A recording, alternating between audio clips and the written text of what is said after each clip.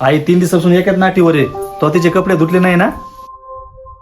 मग तुम्ही धुवा ना, मी तर एकली काय काय करू? घर बघू का लेकर बघू? मग तुमची आई तर तुम्ही करा ना. मला काय घरातलं काम नसतं का? मला कटा येत नाही का? तुला वाटतं का नोकर लावून घरचा खर्च वाढून घ्यायचा म्हणून? हे देवा, काय करू?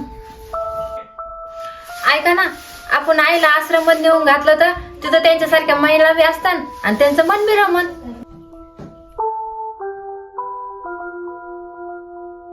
माझं बी घरचं काम होईल आणि तुमचं ऑफिस मधलं काम झालं तर आपलं मोठं घर होईल. अगं सुनबाई, तू तर माझ्या मनातली गोष्ट बोलली. मला उद्याच नेऊ सोडा, आज मला तिथं. ठीक आहे आई.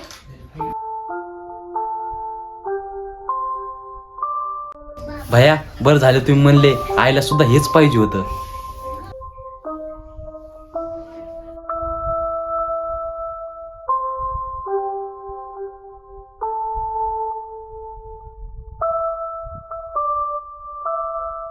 मन आई, मी तुम्हाला तंग करते का?